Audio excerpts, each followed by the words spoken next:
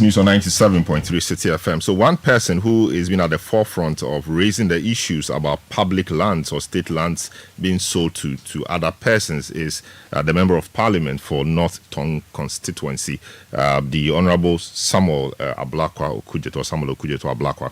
He joins us on the line, giving the responses that the minister has generally given to some of the allegations or concerns he has raised in the past. Hello, good evening, sir. Welcome to Eyewitness News. Now, the minister has thrown a challenge that if he has not sold any land, or the government has not really engaged in any sale of lands, and if there was anything like that at all, it was done during the tenure of the previous government. He's thrown the challenge. He says if anybody has any such evidence, the person should make it available. I know you have raised the matters. What's your general view on the press conference he addressed today and the issue about the challenges thrown to you and a few others? Hello? Hello, Honorable Okujeto. Hello, can you hear me? Yes, I can hear you now, yes. Yeah, good evening to you and good evening to the listeners of Citi FM. Let me state from the outset that the battle against state capture will not be won if dishonesty and total lack of candor and sincerity and respect for the Ghanaian people becomes a scarce commodity. When you listen to the Minister for Lands and Natural Resources, the sheer levels of dishonesty is frightening.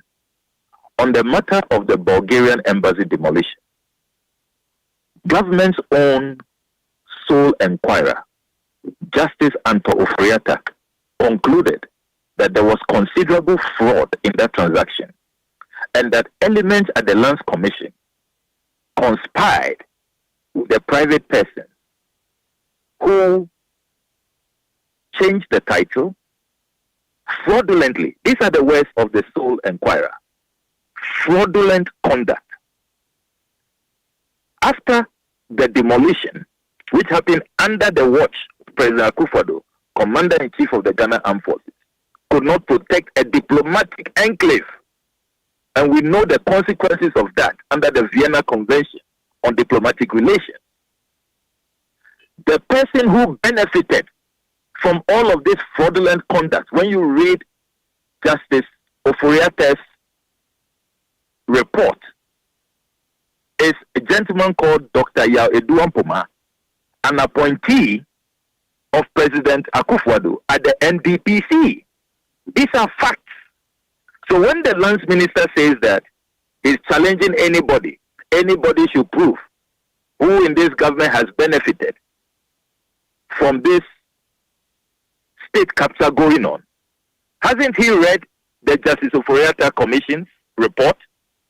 Why is he hiding those portions of the report from the Ghanaian public?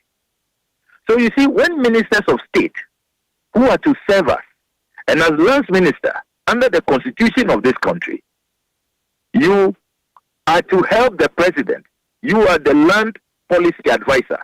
Land is vested under Article 257 in the president for and on behalf of the Ghanaian people. We are the true owners of these public lands.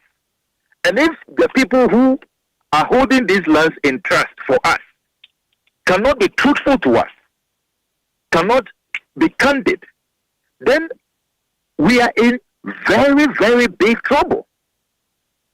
Then you come to the land belonging to the parks and gardens. The minister very disingenuously refuses to comment on the parks and gardens land in Wa, which was sold under this government, sold to a private developer who, without authorization, without approval from LUSPA, claims that the Lands Commission has rezoned when the Lands Commission has no powers under Ghanaian law to rezone. And this chap, with his collaborators, and I published that pathetic letter where the Upper West Regional Minister was so helpless, Lands Commission warning him to stay away when he tried to do his work as head of RegSec to protect the parks and gardens land. The local government minister under whom the Parks and Gardens Department is under his watch, came to Parliament on the 4th of July and confirmed that they have not rezoned the land, that private developer is an encroacher. But you have this lands minister and his lands commission defending the private developer and allowing the private developer to construct a fuel filling station. All of this happened under the watch of this lands minister. And he very conveniently avoids that fact. Then you come to the Parks and Gardens land in cantonment. This lands minister fails to speak to the fact that in 2018, even though he claims that this land may have been sold in 2016, when the local government minister has told us in Parliament that they went to court, the so-called purchaser of the land had no documents and has been thrown out of the court. That is what the local government minister told us. In 2018, this same government tried to construct a new ministry of the local government and rural development at that same location. The question that arises is, if you say that land was sold in 2016, how come in 2018 it had to take environmentalists, activists, to stop the local government ministry from proceeding to build a new local government ministry on that land? It had to take Luster's final directive that, look, this land has been acquired since 1952. So why is the confusion? Why is the confusion then? Because it makes it clear that the processes to acquire the land commenced in 2012 and concluded in 2016, and also was subsequently assigned to Danny Ike Real Estate Developers Company Limited. So if you are saying that despite the lands commission granting a lease to this private developer, the lands, what's the name there? The lands minister, is it the lands minister or the local government minister tells you in Parliament that land is not been assigned? Where really is the confusion then? Where is the confusion? Yes. The clear and obvious confusion is that you have two cabinet ministers telling the Ghanaian people two different tales that are not aligned. So the lands minister is saying that the land has been sold. The local government minister says it has not been sold. It is still under our watch. But what will be in the record of the lands commission? Control the land. What will be in the record of the lands commission, since they are the custodian of our public lands? Look, there are too many cases of this lands minister and the lands commission even fighting fellow government officials, cabinet officials.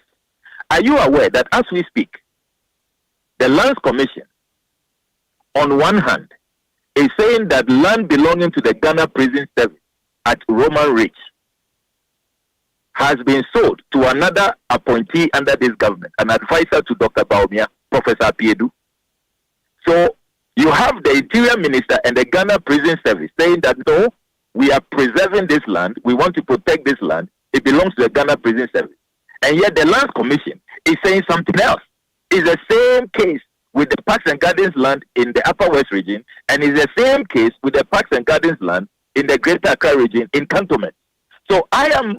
Yeah, on that prison's land, it does appear that the lease... I must conclude this point. Yeah, just to throw it in, that the lease was granted in 2005. All of this, it doesn't matter when it was granted. We are fighting state capture. It doesn't matter when it was granted. But Honorable, I think it's important to set the context right, because it does appear to him that your allegations were channeled towards the Akufo-Addo government, that Akufo-Addo government was engaged in land grabbing or is engaged in land grabbing and state capture. So he's seeking to point out that this particular Professor Piedu land, or the prison service land we are talking about, lease for it was granted as far back as 2005. So Nana Akufo-Addo's government had nothing to do with this. He sought to point out that one. He is totally wrong, and he's being disingenuous.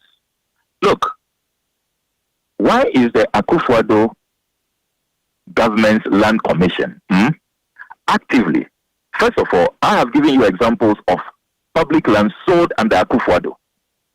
The Bulgarian embassy demolition. The Akufo-Addo Baumia government should be so ashamed that they allowed the appointees and allies of their government, people close to this government, to bring upon us this monumental international embarrassment. They should be ashamed of that. It has led to strained diplomatic relations. It has also led to compensation. As we speak, this government claims they cannot find Jojo Hagan. The Bulgarians are running out of patience. And very soon, they are insisting that they will call on the government to pay if government cannot find Jojo Hagan. If the person who benefited, who is an appointee of President Akufo-Addo, Dr. Ampoma, says that after he bought the land from Jojo Hagan in that fraudulent conspiracy, according to the Justice Oforiatta Commission's report, he cannot find Jojo Hagan, then the people of Ghana, our taxes will be used to compensate, just as our taxes were used to compensate the Nigerians when their properties were demolished under this same Akufo-Addo Bawumia government. So the evidence is overwhelming. Yeah, I think the point there also is that they say that land was not granted to the Bulgarian embassy by government. Neither was government, or neither was the government or the demolition done by government. And according to them, the government only intervened in the matter due to the involvement of the diplomatic mission. So they seek to distance government from it in terms of the fact that government did not grant that land to the Bulgarian embassy, neither did government supervise or government take part in the demolition. So it might have been a private person who did it, but because it's a diplomatic mission involved, government was forced to come in to intervene to help settle the matter. That is the point they try to put across. This attempt by government to play Pontius Pilate will not work. Salom, I will admonish you to read the full report. You know, this government did everything in their power to conceal the report from the Ghanaian people. Unfortunately for them, I intercepted the full report. It had to take a lot of struggle in the patriotic interest of Ghanaians to secure that report. And I now know why government was engaged and is still engaged in a grand cover-up. They don't want the Ghanaian people to read that report. I am going to put out the full report in the next few days. I just try to find a digital way of uploading the full over 160-page report so that you read it and you will see the grand conspiracy by elements at the Lands Commission. The person who benefited is an appointee of President Akufo-Addo, Dr. Yao-Edu Ampoma. They are concealing all of those facts. These are facts. Now, let me come to this very unacceptable argument that, we come to inherit matters and this was sold before, we can't do anything. Are you aware, Salom, that when Professor Mills came to power in 2009, he found out that a number of public lands have been sold in another state capture which was unacceptable to the Ghanaian people. The Ghanaian people protested. You remember that a list was published by the CJA, which I was a member of then, about how public lands were sold so cheaply, sold like confetti. Land at airport residential cantonments, residential Laboni, to top government officials, some high-ranking judges and military officials. And that's what the politicians who engage in state capture do. They try to rope in a few people, judges, military people, so that they can spread the collateral damage, if you like. Now, when Professor Mills came to power, he decided that because these lands have been sold so cheaply, and these are lands needed for the public good, he decided to refund the monies and reverse the sale of these lands. That is how come our current foreign ministry, the Ministry for Foreign Affairs and Regional Integration, located at airport, that piece of land, that whole enclave, was sold to private developers, including the then, not private developers, government officials, including the then foreign minister. Now, all these lands under Professor Mills, they were reversed, and talk to the consultant who is alive, the respected land lawyer Kwame Jan. He will give you more insight on how they reversed those transactions, refunded those money. So even this claim that, Our hands are tied. We discovered that there was some cabinet decision in 10 years ago under Kufuor or under President Mahama. Look, this government has the power to reverse those things. And this government has indeed reversed a lot of things when they have felt strongly about it. Why is it that in a lot of these matters, including the Achimota Forest land, they come and they are doing worse? They are looking on and they are adding to even more. Look, under the guise of Accra redevelopment and now Kumasi redevelopment, do you know the things that have gone on? Look, when I heard that this minister was going to hold a press conference, I thought that the vexed matter which Parliament has pursued him for, and for which he even appeared before my committee on assurances 2 weeks ago, I thought that that is a matter he's going to address, which is publishing the full list of public lands which have been sold and what is left under their watch being managed on our behalf. I mean, why is it that a constitutional obligation this government has not been able to, for 3 years now, that Parliament has been demanding, they have not been able to provide that list to Parliament? When he appeared before the Assurances Committee 2 weeks ago, he could not. He failed to present that list. What are they hiding? And at today's press conference, he is again saying that list is not ready and they are still working on it. I mean, Jesus Christ. So what are they managing on our behalf? How are they carrying out their constitutional mandate? And then he thinks he can come and engage in cheap political point scoring. Nobody is interested in that. We are interested in protecting our public lands, in preserving state assets. That is why I and a number of colleagues on both sides of the House have proposed a private members' legislation, which we are calling the Protection of State Assets Bill, so that politically exposed persons and politicians will be removed from the purchase of state assets. Because the research we have done, the evidence we have, is that when you remove the politicians, more than 80% of these sales will stop. So look, the minister should stop toying with us. This is a very sensitive matter. You have seen guard chiefs go on demonstration. These are not matters that you joke with. The minister is saying that he's not aware that the Du Bois Center has been transferred for 50 years. He says he's not aware. He doesn't sit in cabinet with the foreign minister and the attorney general who signed the transfer agreement. I mean, what do these people take us for? What do they take us for? So in essence, I think the point he's trying to make is that if we are making such calls, we should do so with candor. The fact that some state lands were transferred or were sold under your previous government, you did not see anything wrong with it at the time. And here you are now raising a lot of issues. He feels that lacks quite some candor. And the impression is being created as if all these lands were sold or transferred under the presidency of Akufo-Addo. That appears to be his major concern. Everybody who has followed the debate on state capture and the sale of public lands, particularly to politicians, over the last 15 years and more, will know that I have been very consistent. Not only have I gone as far as the Supreme Court when Jake Obechobi-Lamte was purchasing his bungalow, I have been very consistent, have stayed to principle. I've never participated in the sale or the purchase of public lands. I've been very consistent. So if you are talking about conduct, you are talking about consistency. In all humility, I represent that. I have been very, very consistent for many, many years. And I have served in government for 8 years. I resisted every temptation to go and partake in the rendezvous. I've never been part of it. So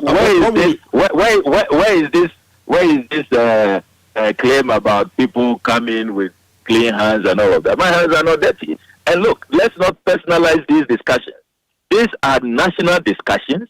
We want to protect assets. We want to protect public lands. The rate at which, look, on a weekly basis, the number of public servants who reach out to me, the latest victims are those at Roman Ridge who have been asked to move out. Roman Ridge flats, who have been asked to move out. Asked to move out by which people? By the Ministry of Works and Housing, under the so-called Accra redevelopment policy. that is caught up with them. My brother, if you follow the news, when I got a tip-off from the Ghana prison service officials at the Osu Enclave, near the Osu runabout, who said that they have been asked to move out, and I summoned the Interior Minister to Parliament. The Interior Minister confirmed that yes, they've asked them to move out. A private developer is coming to develop the place. When we asked him the terms of the agreement, how much of the land, the portion that is going to this private developer, he couldn't tell us. Up to now, we are waiting in Parliament. He says he will bring the agreement. Up to now, they cannot disclose the agreement. These are public lands for the Ghanaian people. Why can't this agreement be published? Why can't there be transparency? Why shouldn't we, first of all, if you have a discussion, whether we should even be selling off these lands, whether it's PPP or what have you? I mean, is Ghana coming to an end? Won't we be a country that will grow in population, that will require more public lands for development? Why are we just selling inside? Why? And you have all the ministers. Anytime I have confronted them with the evidence, they have come to Parliament to confirm same. Yes, so why is this lands minister trying to create the impression as if, I mean, we are putting out matters that are not supported by the evidence? Very well. So when recently, he is engaged in disingenuous selectivity. Recently, we got the news that Cabinet has instructed all public institutions who have public lands or in possession of public lands to desist from selling them or transferring same to third parties without having due authorization from the president. And they say that this directive was necessary in order to tighten the grip on how public lands, etc., are sold. The president must know about it necessarily. Does this provide you some respite or some relief in terms of how you feel that public lands are being dissipated? It does not at all. This is a big joke. We have to go back to the basics. We must first know. The president himself, he doesn't know the public lands under his watch. He doesn't know. The lands minister told us in Parliament that the president has requested for a compilation. He hasn't been able to provide a compilation. I mean, why are we such a joke as a country? And you say that they should bring... So if the lands are being sold, how will you know? When you read the Justice Oforiatta's Sole Inquiry's report, do you know that the Lands Commission came under oath to confess that public lands are being sold as private lands? Will you believe that? So we have a messy situation, a total mess, a hot mess. So it's not about your directives. You don't even know, you wouldn't even know, or at least you pretend not to know. So let's get to the basics. Publish the list. Let's have the list. Put the compilation together. That is why in our private members bill, we are saying that Ghana must have a state assets registry. It is a total abomination that we don't have since up to now, since 1957. People deliberately, those working at the Lands Commission and the Lands Ministries, deliberately don't want us to have a lands registry so that all of us will know by the click of a button. If you are living in Bumbuku Yo, you live in North Town, you live in Shao Sudoku, wherever you are, you should know the government lands that are there, so that we can all protect these lands. That is what we need. Very well. Thank you so much, the Honorable Okujeto Ablakwa, for speaking to us, Member of Parliament for the North Town constituency and Chairman of the Government Assurances Committee of Parliament. He's been on this crusade for a while now. Eyewitness News on 97.3 Citi FM. We'll take a short break, return with more. Don't go away. News. Be there as it happens.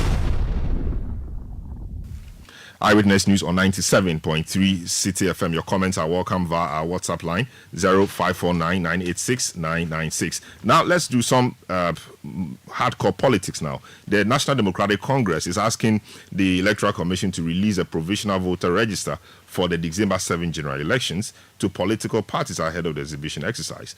Director of Elections of the NDC, Dr. Manibuama, in a post on Facebook, said the delay in the prompt release of the register is due to the EC's incompetence and a deliberate attempt to provide a substandard register to political parties. We've been joined on the line by the NDC, the Deputy Director of Elections of the NDC and IT, Dr. Rashid Tanko Computer to help us really appreciate the NDC position better. Hello, good evening, Doc. Welcome to Eyewitness News. What really does the law say about the publication of the provisional voters register? When by law or by the CI are they supposed to publish it? Are they not within that frame of time? Good evening, Salon. You've rightly asked the right question, in the sense that this Electoral Commission wrote to us on the 18th of July, 2024, that we should bring external drive, that is 2 terabytes, for them to load the provisional register for us. In fact, they wrote a letter to us demanding that we bring them an external drive. We complied religiously, sent them the terabyte with a company letter and an accompanying demand of 16 registered code books for the regions. 2 weeks down the line, this Electoral Commission refused to give us the register, only to come out with another letter, send us a letter on the 8th of August that they cannot give us the register as demanded, but they will only give us the register on the 14th of August, which is today, that they will give us the register. And we say, oh, why this? Because at the last IPAC meeting, we asked of the register, and they indicated that within a week, they would have given us the register. Because we had finished the major limited registration exercise, of which we did the adjudication, everything was set. So we're waiting for the register to look at it, because they knew of the mop-up exercise coming up when they wrote to us on the 18th of July. Today, we asked for the register, and they said they cannot give us the register again because they are not done until Friday that they will give us the register. Why are they doing this? What is their problem? But we recently had a mop-up exercise. So just a couple of days ago, we had a mop-up exercise. Is it not the case that they want to ensure that the names mopped up are duly incorporated into the register before they give it to you, so that everybody's name will be in there? Is that not what it is? Salom, the mop-up exercise was carried out through an online exercise. It was done through online. In fact, we all saw it. You remember the issue of the network challenge that we reported in the field. When they started, the day one, around 11 to 12, they had network challenge. Nobody was working because they said they were doing online. They didn't do any offline. I'm surprised this afternoon I heard my good brother and friend, Dr. Kweku, saying that there was some aspect of offline that led to some multiple registers. This is the news to us as a political party, because all along, all the 3 days that they did the registration, there was no offline registration anywhere in their district. We have our figures. We had our men there. They had to wait until the networking. In fact, I was at Cebu, about Kwamankesi in Central Region, when they had 2-hour break because there was no network. And they didn't do any offline there. And so you cannot be doing online registration, and you need additional 1 week or 2 weeks in order to synchronize your register. What kind of IT department are they having? But they say that they will be able to provide you the voters register before the exhibition exercise takes place or starts sometime next week. Even though they promised to provide it earlier, maybe they've encountered difficulties. Nonetheless, they will still provide this before the exhibition exercise kicks off next week. Salom, we are dealing with almost 40,000 polling stations registered. That is what we are talking about. You want to give it to us 4 days to the exhibition exercise, so that we will not have the time to scrutinize that register. That is their intention. That's why they are dragging their feet all this while, because they know we are watching the register closely, and we are monitoring every bit of name that is going to appear on that register. Now they want to dump the register on us just some few days to the exhibition, because exhibition is starting on the 20th. Now, per their calculation, they are giving us the register on Friday, which is 16th. So that means we just have 4 days to tease out all these 40,000 plus polling stations to our regions, for us to take a second look at the register, scrutinize it before the exhibition starts. Why? Why are they doing this? Very well. We'll put those issues to the EC and get answers. Thank you so much, Dr. Rashid Tanko Computer, Deputy Director for Elections and IT of the NDC. Thank you so much for speaking to us. Now let's go on the phone lines and get some answers. Dr. Sribo Kwaku is the director in charge of training at the Electoral Commission. He joins us to provide some answers. Hello, good evening, sir. Welcome to Eyewitness News. What is the problem with providing the political parties with the provisional voters register? You yourselves, you know, promised to give them earlier. What has been the problem? Why were you not able to give it to them as promised? Good evening, my brother. Good evening to your listeners, and my regards to my friend, Dr. Computer. The issue is that if you look at Regulation 22 of the CR 91, they say that the Commission has 90 days to compile the provisional rate after gathering the data or doing the registration. And we all know that technically, we finished the data gathering after the MOPA, which was on the 3rd. And my friend Dr. Computer was supposed to serve on the committee to educate on some 24 names that the system flagged as being suspected with multiple lists. He couldn't come. Madi, who is also colleague deputy, came. So we discussed all the issues with respect to how come that we are having the 24 multiple list. So the commission wrote to the ministry. We had not planned to do the mop-up, but when we decided to do the mop-up, that means that we have to complete the compilation before we can give the list out. And as I said, as far as the law is concerned, we have 90 days after compilation, so we are within the law. But we told them we were going to give it to them, and we wrote to them again that we will have it today. But we couldn't conclude or complete, so we said that Friday, God willing, we'll have it. So we'll give it to them on Friday. But the issue of the challenges and the result you're talking of, we have 8 days for the exhibition, and the purpose of the exhibition is to rectify errors, omissions, and objections and the rest. So they will have enough time, because I know that they will send their agents to the various polling stations so they can work through them and read. Because when they are able to identify the errors and rectify them, it helps us to produce a clean register. So we are working with them, and I believe they should understand the system. And so when we give them the register, it should be a composite of 2020, 2023, 2024 limited one, and 2024 the mop-up. So it will be a composite for them.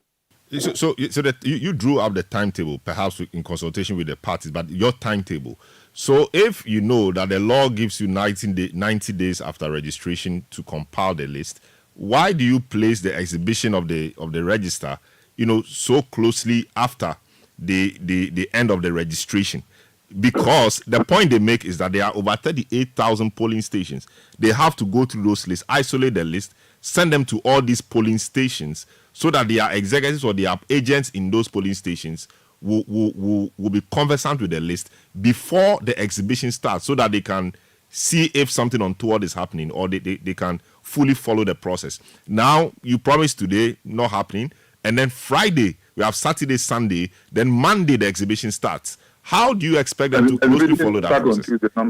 Tuesday. How do you expect them to closely follow the process and contribute to deepening democracy and deepening the work of the EC as we all want it to be? How would they do that? Saturday, Sunday, Monday. We are giving them the soft copy.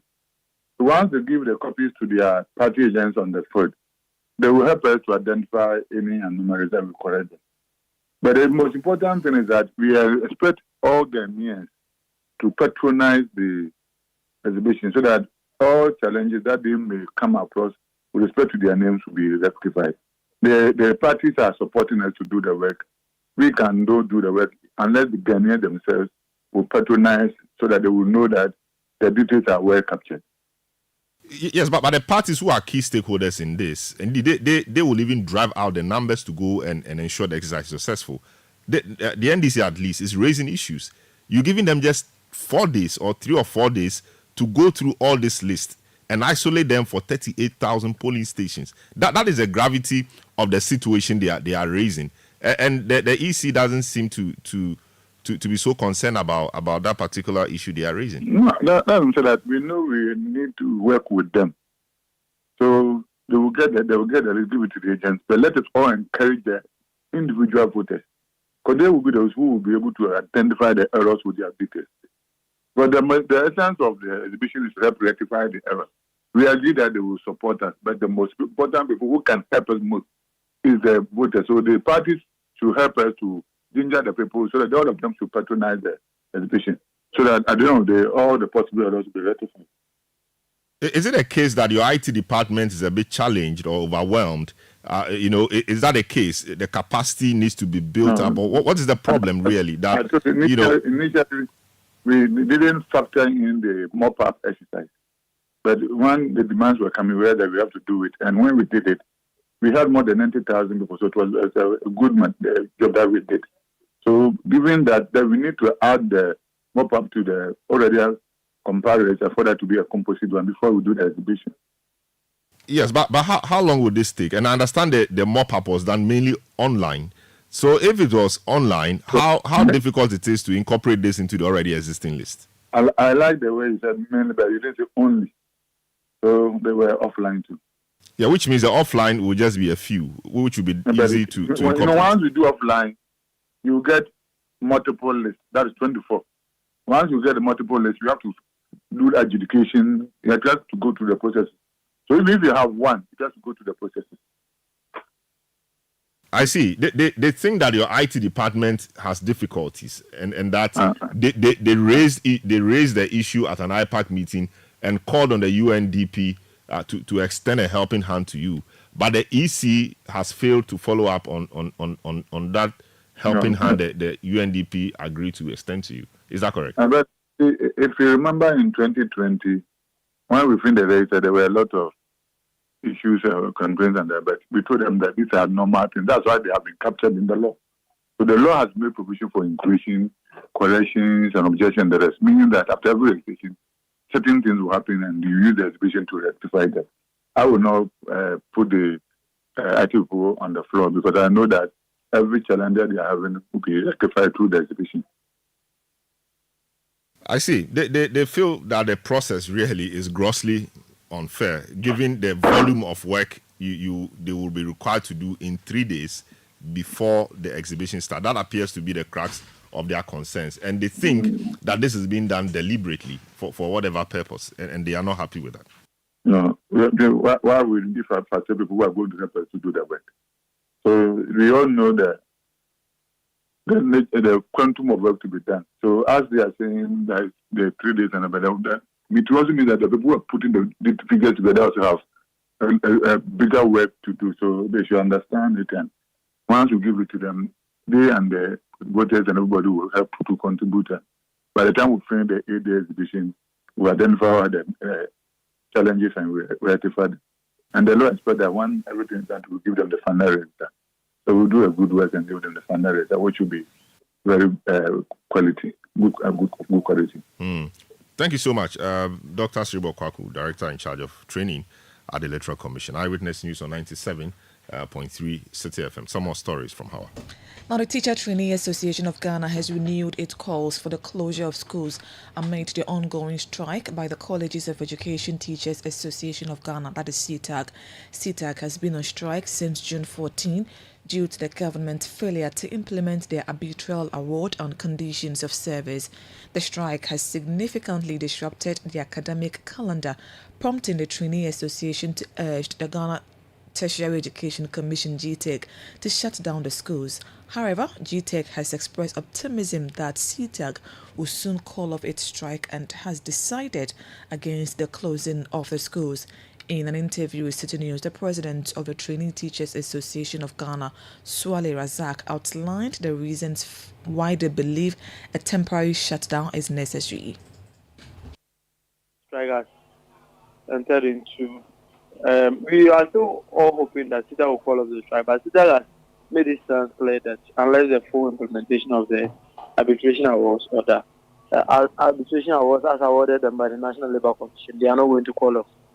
So that is their stance. So that they are not going with the MOU. That is the memorandum of agreement that has been signed between the employer and CITA. That is the stand of CITA. We are appealing to the employer, we are appealing to government that since we are still taking longer in resolving the strike, then the students be allowed to go home, and then we come back fresh and then start the semester, because it's long overdue. We are in the 8th week. We have less than a month to the completion of the semester, and then we have been in strike.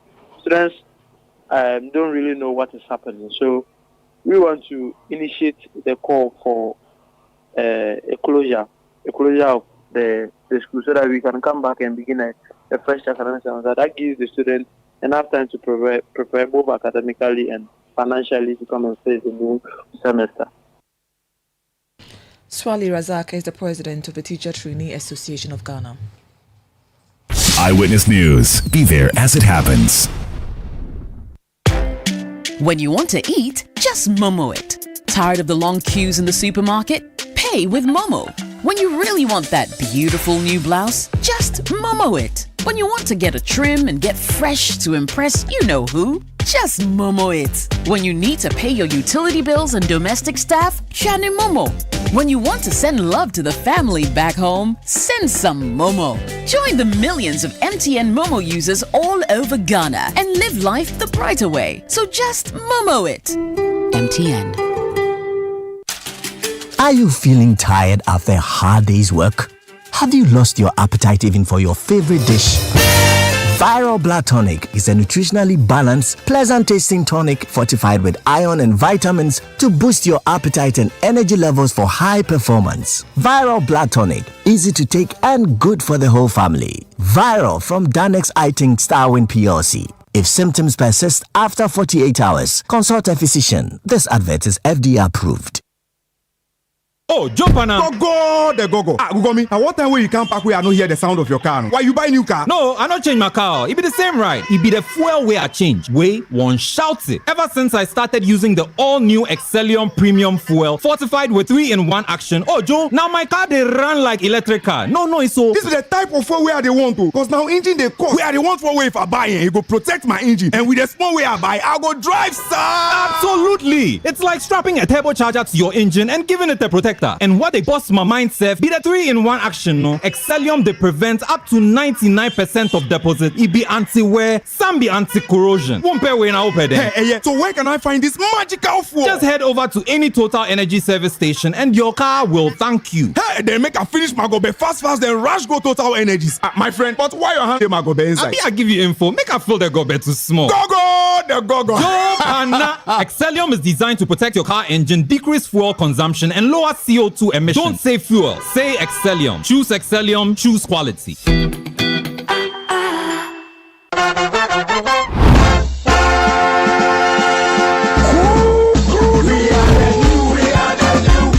Join us on this exciting journey as a new chapter begins. On Sunday, 18th August 2024, under the distinguished patronage of the chairman of the New Patriotic Party, the flag bearer and presidential candidate, Alhaji Dr. Mahmoud Baumia, and his running mate, Dr. Matthew Opoku Prempeh, the NPP unveils the bold solutions to today's challenges. Tune in to your favorite TV channel and radio station and join us as we show the path to a brighter tomorrow.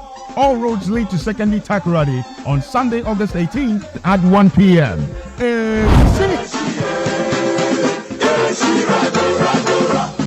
Eyewitness News. Be there as it happens. Get the details. Every significant financial transaction, every market movement, and all the policies that affect your business. City Business News. Be informed. Time now for City Business News on Eyewitness News. My name is Hawa Idrisu Mustafa. Details of our stories now. Ghana's inflation rate has slowed for the 4th consecutive month in July, reaching 20.9% year-on-year. This marks a decline of 2.1 percentage point from June's inflation rate of 23%. According to the Ghana Statistical Service, food inflation was recorded at 21.5%, while non-food inflation was slightly lower at 20.5%. Government statistician Professor Samuel Kwabena Enem attributed the decline to a fall in both food and non-food inflation. In the month of July 2024, we recorded a 1.0 percentage point difference between food inflation, which stood at 21.5%, relative to 20.5 on a month-on-month basis, 1.7%. Inflation from a locally produced item and an imported item perspective recorded a 7.7 percentage point difference, with locally produced items recording a relatively higher rate of inflation of 23.3% relative to 15.6% for inflation on imported items. We focus on food and non-food inflation from a year-on-year basis, and we look at this from food inflation perspective July 2024 and non-food inflation perspective for July 2024. Again, from a food inflation perspective, we see that the rate of inflation is about 2.4 times lower than the rate that was recorded over the 12-month calendar period. Professor Samuel Kabna-Inim is government statistician. Ghana has secured the 8th spot for economic stability and investment climate in Africa. This is according to the 2024 Rand Merchant Bank Where to Invest in Africa report. The report highlights Ghana's strong performance among 31 African nations, showcasing its strength in forex stability and liquidity, economic freedom, inflation control, and political stability. There is more in the following News Desk report. The Rand Merchant Bank report assesses countries across 4 key pillars: economic performance and potential, market accessibility and innovation, economic stability and investment climate, and social and human development. Ghana also stands out in other areas, ranking 3rd in social and human development, 6th in market accessibility and innovation, and 15th in economic performance and potential. Overall, Ghana is positioned as the 6th most investable country on the continent, with an index score of 0.24, trailing behind Seychelles, Mauritius, Egypt, South Africa, and Morocco. However, when excluding smaller economies like Seychelles and Mauritius, Ghana emerges as the 4th most attractive investment destination, just behind Egypt, South Africa, and Morocco. Ghana presents a significant market, ranking among top 10 in urbanization, innovation, political stability, personal freedom, and employment. That was a City Business News Desk report. The Enterprise Group delivered another strong financial performance for 2023 with robust top-line growth across its subsidiaries. This was achieved in the face of strong challenges and a difficult business environment, as reported at the group's annual general meeting. Here is more. The group reported that insurance revenue measured under IFRS 17 increased from 980 million Ghana cedis in 2022 to 1.2 billion Ghana cedis, an increase of 23.8%. Investment income remained largely flat at 288 million Ghana cedis compared to the 283 million Ghana cedis recorded in 2022. Profit after tax improved significantly from 174 million Ghana cedis in 2022 to 273 million Ghana cedis in 2023. This represents a 57% increase year on year. This performance reflected in their profit after tax of 193 million Ghana cedis, representing a 67% growth over 2022. The group further bolstered its financial foundations and strong liquidity position, with their insolvency ratios across the key entities within the group remaining above the prescribed regulatory minimum of 150%.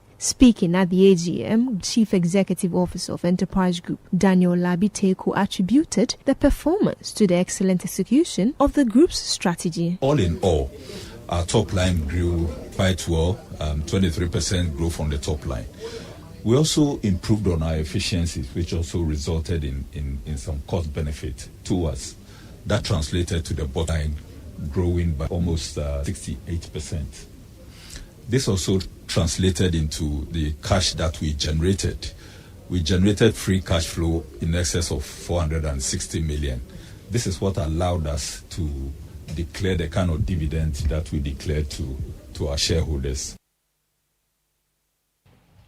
That was the Group Chief Executive of Enterprise Group, Daniel Labiteko, ending the report by Edna Agnes Boachi.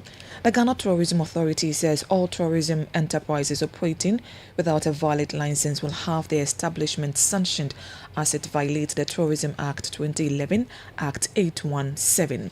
This comes as the authority published a list of qualified travel trade establishments, including car rental services, travel agencies and tour operators that are compliant and in good standing. The following report has more. The Tourism Act 2011, Act 817, mandates the Ghana Tourism Authority to register and license tourism enterprises and sites. Section 25, subsection 2 of the Act stipulates that no person shall operate a tourism enterprise listed in the schedule without a valid license issued by the authority for that specific enterprise. Subsection 3 of the Act warns that a person who contravenes subsection 2 commits an offence and is liable on summary conviction to a fine of not more than 100 penalty units or imprisonment for a term of not more than 6 months or to both. Following the publication of over 100 qualified travel trade establishments across the country, the Ghana Tourism Authority is urging the public to engage these authorized agents for their travel needs. The authority has called on all travel trade establishments that have yet to register or renew their licenses to do so promptly. The move is part of the authority's broader efforts to ensure that all operators meet the necessary standards and legal requirements. That was a News Desk report. Now, Yango, a tech company offering ride-hailing services, among other features, has launched a free online IT course in Python programming and data analytics, specifically tailored for Ghanaians.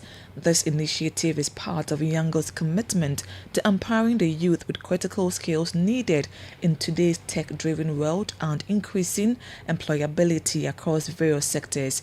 Speaking to Citi Business News, Bennett Otu, Public Relations Officer for Yango Africa, emphasized the importance of such programs in the current global landscape.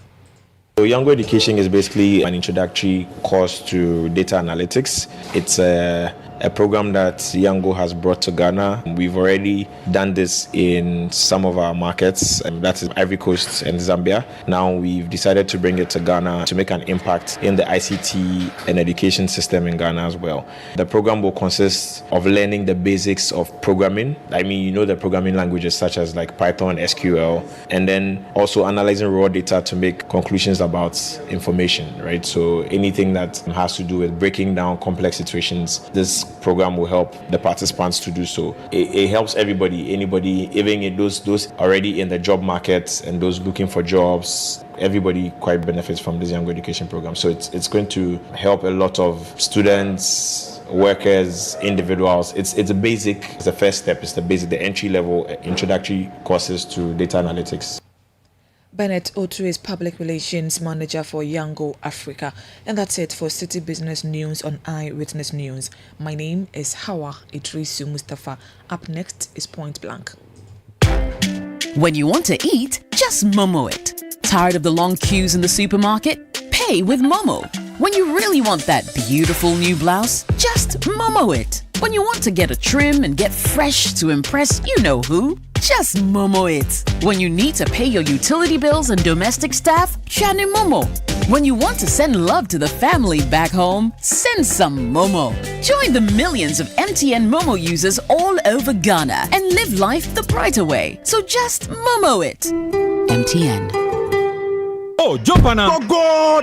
Google me. What time will you come back where I don't hear the sound of your car? Why you buy new car? No, I don't change my car. It be the same ride. It be the fuel way I change. Way one shouts it. Ever since I started using the all-new Excellium Premium Fuel, fortified with 3-in-1 action. Oh, Joe, now my car they run like electric car. No, it's so. This is the type of fuel where they want to. Because now engine they cost. Where they want for way if I buy it, it go protect my engine. And with the small way I buy, I go drive, sir. Absolutely. It's like strapping a turbocharger to your engine and giving it a protector. And what they bust my mindset be the 3-in-1 action, no? Excellium they prevent up to 99% of deposit. It be anti-wear, some be anti-corrosion. Won't pay when I open there. Hey, so where can I find this magical fuel? Just head over to any Total Energy service station and your car will thank you. Hey, then make a finish my gobe fast, then rush go Total Energies. My friend, but why your hand my gobe inside? I give you info. Make I feel the gobe too small. Go.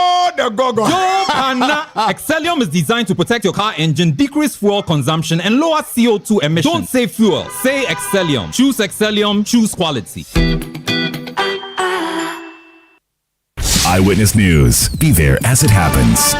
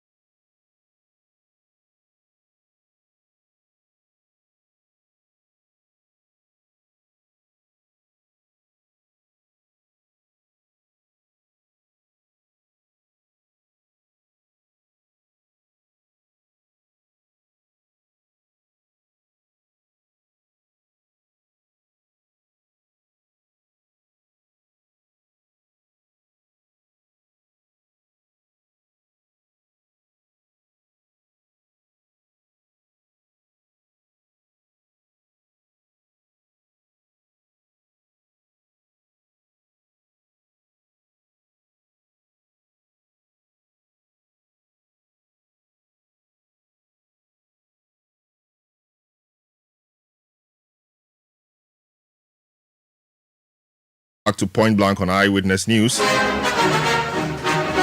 26 minutes to the top of the hour. My name is Salom Adonu. Tonight on Point Blank, we have a conversation with the folks at the Student Loan Trust Fund.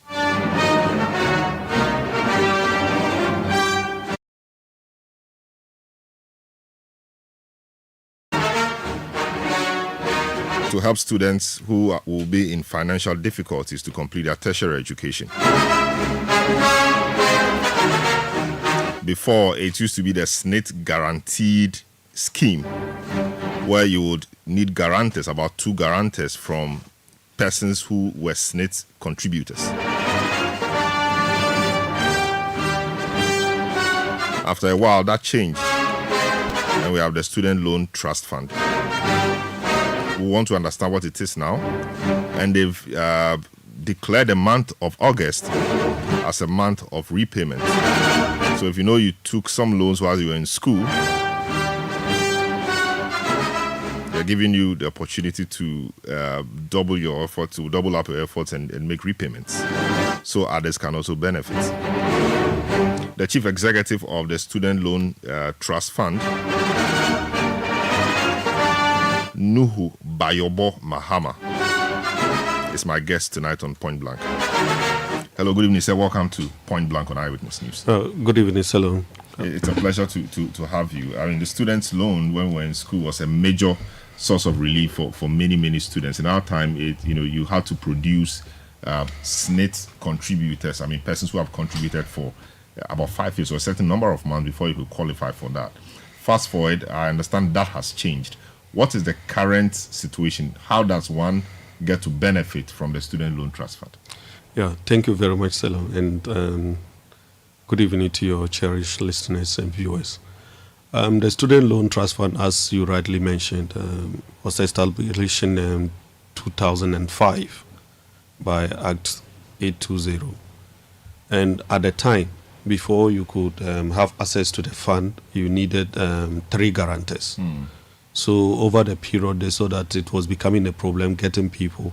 And if we talk about guarantors, we are talking about people who have contributed to Senate for at least 36 months. So they are the people that qualify to sign your form. So if you look at it in that perspective, it's as if the fund was somehow discriminatory.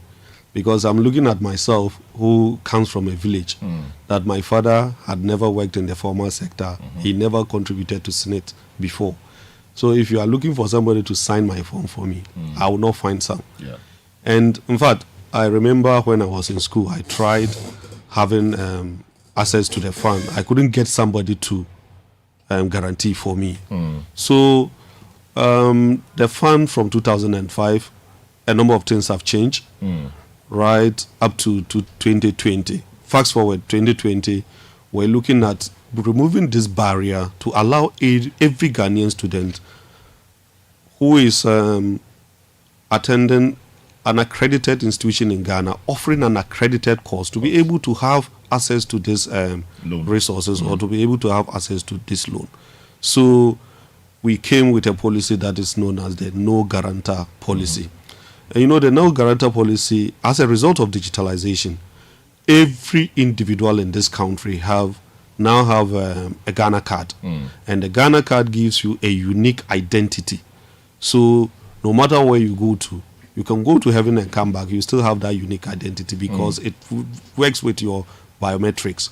So we say if you have that unique identity, then you don't need to go and look for anybody at all to come and guarantee a loan for you. So just have your Ghana card, go to our website, apply for the loan with your admission letter, and you are qualified. So that's simple. Yes, it's that simple. So is the processing that simple as well? Because one thing applying and is another thing benefiting. So is the processing and the eventual, getting to benefits that smooth? Yes. So from your end, as soon as we finish the application, then the box now comes to us. We have to now go through verification processes to be sure that everything that you have provided is true, or what you say you are indeed that person. So, for instance, if you bring me an admission letter from University of Ghana with your name, Salom Adenu, or I hope I've gotten the name right. Then on your Ghana card, you have a different name on it. Then in the admission letter from Legon, there's a different name, as well as your e-switch card. It means you may be a different person. So when you fill these forms, we have to go through the process to make sure the same person that is on the Ghana card is the same person that is in the school admission list, and is the same person that has submitted the e-switch card, because the payment is done through e-switch. So if we have any discrepancies within these three, it means that you'll be flagged out. You will not be able to have access to the loan. So, as I said, it is very easy for anybody at all to have access to it as we speak. It is not discriminatory. Any Ghanaian at all can have access, provided you are attending an accredited institution offering an accredited course. And, let me just add that whether it's a private institution or not doesn't matter. Yes. So it's both private and public institutions in Ghana. So what I try to tell people is that anytime you want to go to any school, try as much as possible. You can always go to the GTEC website. You find out whether the school is accredited. That's number one. Find out whether the course I want to read is also accredited. So if you are satisfied with these two, then you can go ahead and do the application. It doesn't matter whether you are in a private institution or you are in a public institution. Every Ghanaian child that is offering a first degree course is qualified to apply. I see. Talking about first degree course, recently the Graduate Students Association also said that you should extend the loan facility to graduate students as well, because some graduate students also struggle to pay their fees. And indeed, recently, I think it was KNUST also that was trying to prevent people who hadn't paid from writing an exam. Some graduate students were affected. So when you limit it to just undergrads, that is good, but it doesn't complete the cycle. Salam, what you've said is very true. And it doesn't take a day to build Rome, right? It's step by step. We've started with first degree, and I know in due course we shall be involving, or we shall extend it to cover second degree and others. But for now, it's just the graduate students or the undergrads that we are covering. Yes. So the no guarantor policy is working. Yes. And so and repayment really depends on getting a job after school. So if I finish school... No, let me correct that. Okay. Repayment doesn't depend on getting a job after school. It doesn't. Whoa. So this is how it works. You are in school for 4 years. Every degree in Ghana is 4 years. So you are given the loan for the 4-year period. After the 4 years, you have 1 year for your national service. Then after the national service, there is a 1 year moratorium that you can use to look for a job. Now, after that 1 year, then the payment starts. Interest starts accruing. Yes, interest starts accruing. So when you finish your education and maybe you have some windfall somewhere and you decide to pay, you can pay it off without the interest. But when you wait for those 2 years, mind you, it means that you have already spent 6 years. That's 4 years plus the 2 years that you've been home. Now it's 6 years. Then you begin paying. And when you start paying, you have up to 10 years to be able to complete your payments. Yes. So it is not the case that when I finish school, I need to get a job before I start paying. When you come in, you see the terms and conditions doesn't include that you must get a job before you start paying. It is that when you finish 2 years after school, you start payments. That's interesting. So there's no guarantor. I finish school, I really want to pay, but I don't have the means to pay. What can happen to me? What can the fund do to me? Because I don't work and I don't have the money truly. To pay. Okay, Salam, thank you very much. If you don't have the means to pay, our doors are always open. So you go to any of our campus offices, you can go to any of our regional offices and let them have a discussion with us. Let's see the situation you are in. We can work out or we can structure something for you. But if you don't show up at all, it means you are running away from payments. So we always advise people that, look, at any point in time, if you are not able to pay, or if there's any reason that is hampering your payments, just come to us. Let us know. You can always reach us, even online. You can reach us. Let us know what exactly the situation is. Then we can all sit down and work out something that will benefit all of us. But if you don't show up at all, if you don't come at all, what it means is that you are not willing to pay. And after you exhaust your repayment period, we will come after you. And if you check, even this year, we have actually published even some names of defaulters.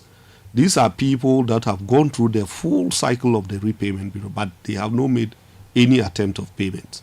So when that happens, we publish. In fact, the law gives us the steps to take.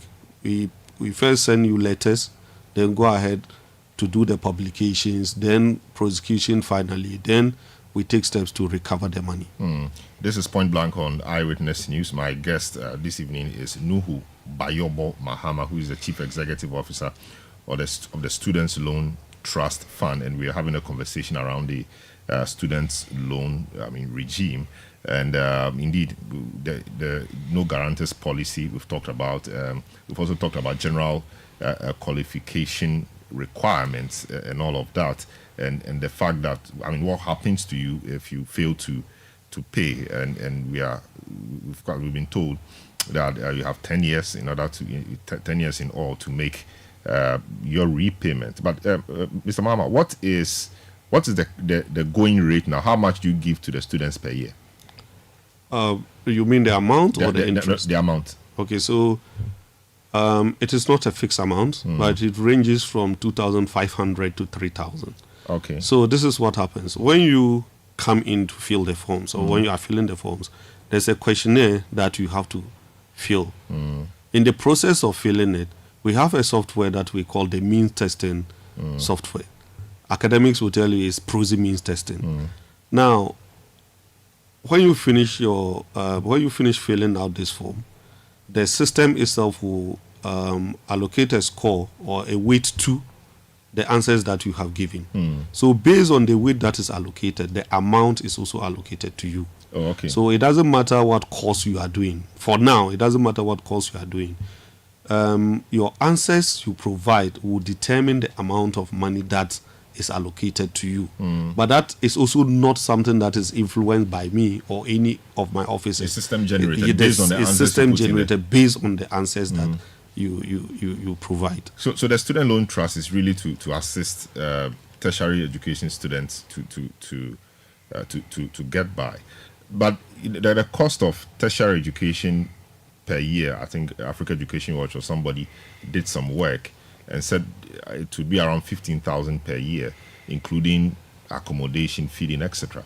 If I come from the village somewhere, I don't have anybody to assist me. I just passed and got into the university, and my mind is to depend on the Student Loan Trust. 3,000 a year will not help me. Will not help at all. That is very true. And Student Loan Trust, what we say, we are there to support you through the education. We are not saying we are there to take up the entire cost. In fact, if you look at any of the public or even private institutions in Ghana, let me use the public institutions for instance. You have the academic user fee alone is around 2,500, 2,300, 500. Yes. So if you go by that, it means that student loan probably will be able to just assist you halfway, right? So what over the period, what we have tried to do is to start engaging stakeholders. And I know I'm not going to take the win out of the seal for Dr. Bawumia, but increasing the amount involved in the student loan is one of the things that he's going to be talking about pretty soon. And I know that the figure that is going to come is going to be something substantial. You know, we must admit that tertiary education in this country or the world over is quite expensive.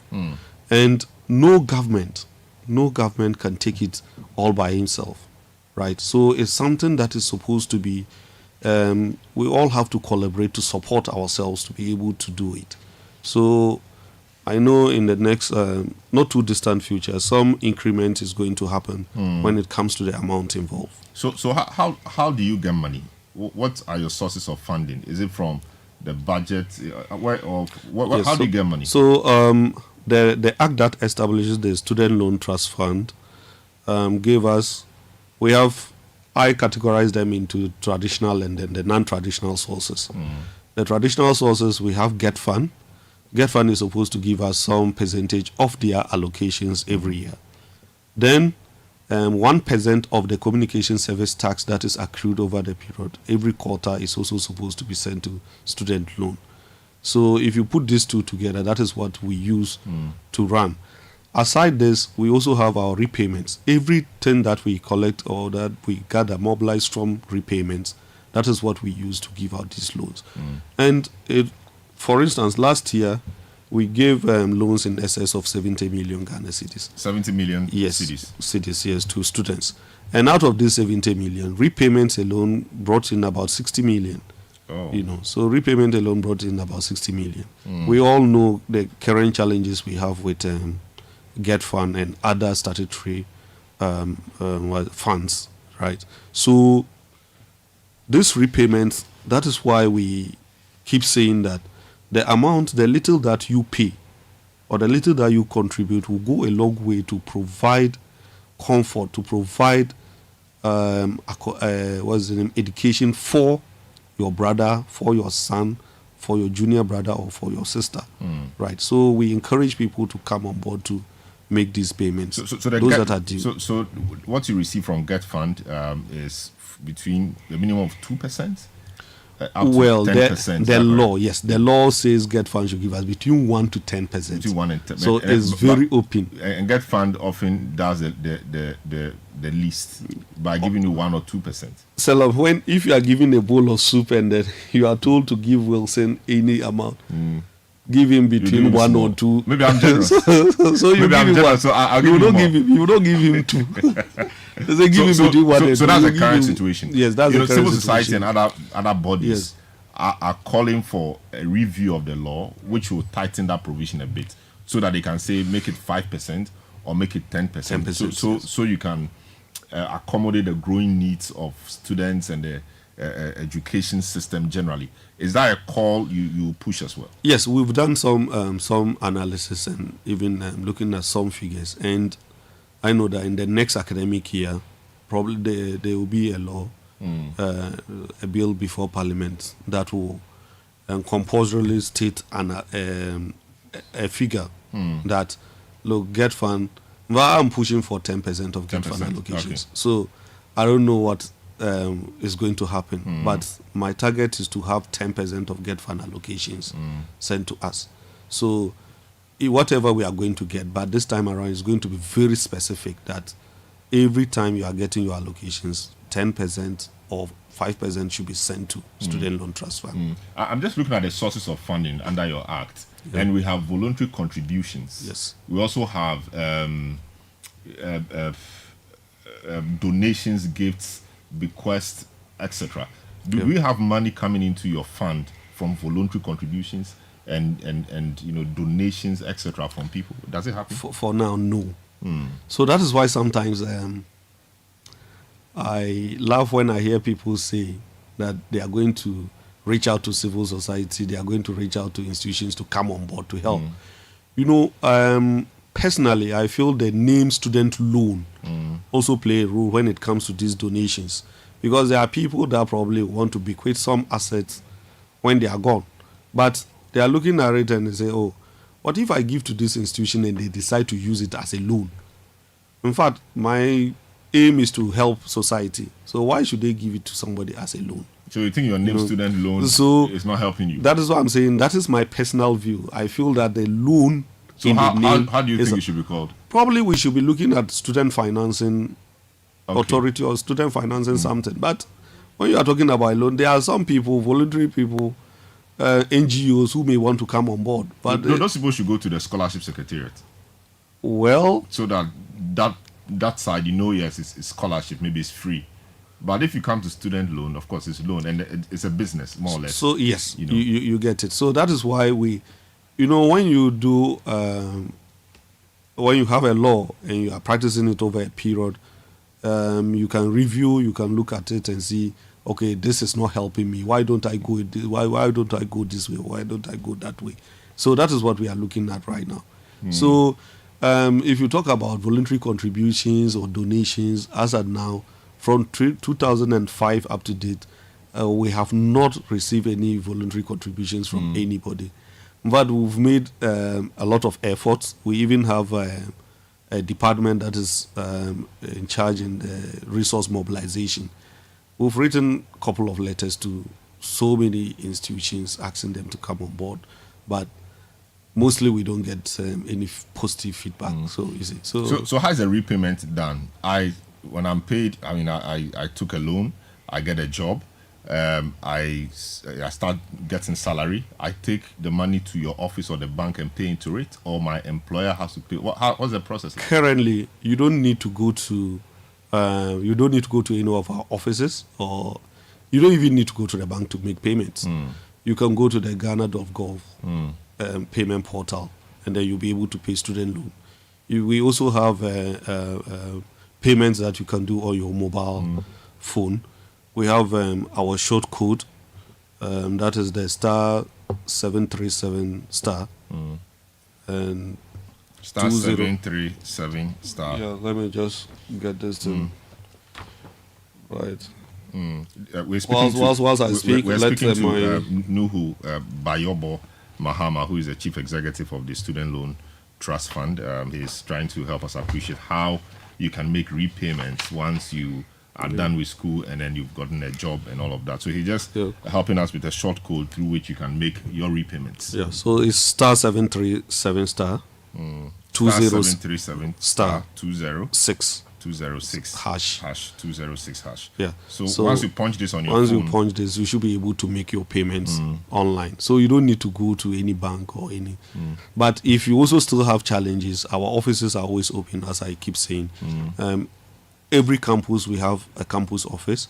You can walk into the office at Asalam Down. You can also go at every region too. We have an office there. So it has been very simple now to make, very easy for you to be able to make your payments. So how is it? Why have you designated August as the repayment month? What's the reason behind that? Yes, August seems to be the middle of the year. Oh yes, so it falls within that category, and we feel that at any point in time, when the year begins and you are making your plans that this is what I want to do, by August you will know whether you are going to achieve the goals that you have set for yourself or not, So when it gets to that time, then we try to remind people that, look, at the beginning of the year, you set a goal to pay your student loan. Now it's the month of August. You haven't made any commitments. Why don't you come on board? Start doing something right now. It can even be 10 cedis, it can be 20 cedis. Look, start doing something now so that by the close of the year, you might have contributed something substantial. So the month of August is very, very important because it helps us remind people of the goals that they set at the beginning of the year. Yes. I see. So we were speaking to Nuhu Bayobo Mahama, CEO of the Student Loan Trust. So since you took over the Student Loan Trust, what contribution have you made in terms of introduction of policies or introduction of innovations that you say are making the scheme better than it was when you took over? Yes. I came in February this year. And since I came, the USD code, I generated a USD code that has made payment very simple. Okay, so this *737*206 hash. Yes. It's your creation. Yes. Wow. And aside this, I'm also working with Pay Angel, which is also another payment portal. And we've actually concluded payment processes. So those, our brothers and sisters who are outside this country now can make payments whilst they are, whether you are in UK or US, now you can make payments. So Pay Angel is there. So the USD code is also one of the things that we have done. Then when it comes to the operational issues, I mean, probably those are things probably I don't want to put out there. But we are trying to revamp a lot of things that were not so right in there. So I think from February up to now, we've put in a lot of effort. And our PR unit now is on its feet, running everywhere to make sure.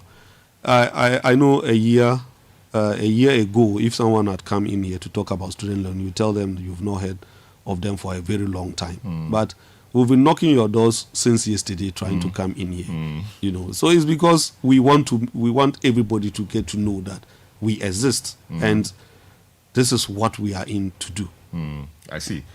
Thank you so much. In your final words, I would like to say that this year is an election year, and decisions that we make as individuals, as society, have implications. There was a time that allowances for teacher training and nurses were cancelled. And there came a time these allowances were restored. Aside just the restoration of these allowances, the student loan has been made stronger. And there is a promise that the amount that is going to be given is going to be increased. So as we prepare ourselves to make this decision, let us make decisions that will help or that will go a long way to give education to our brothers who are lacking behind, to give education to our people who don't have the resources to go to school. So this evening, Salam, I want to use this your platform to call on all Ghanaians to listen to what Dr. Alhaji Mahmoud Bawumia is going to talk or tell us about the plans he has for the student loan, the plans he has for the education of this youth, for the youth of this country. Because at the end of the day, a nation that is not educated is not a nation that is worth dying for. So I want to call on all of us that the decisions that we are going to make, they should be decisions that will impact the future of our children, the future of our grandchildren, the future of all Ghanaians. Very well. Thank you very much. Trust Fund,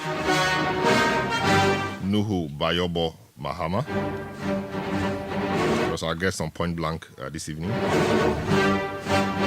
That's how we conclude today's edition of the program. The show has been live from our studios here at number 11, Dr. Martin Loop in Adabraka in Accra. Show produced by Nana Kobna Welsing with assistance from Beverly in London and Chris Asime.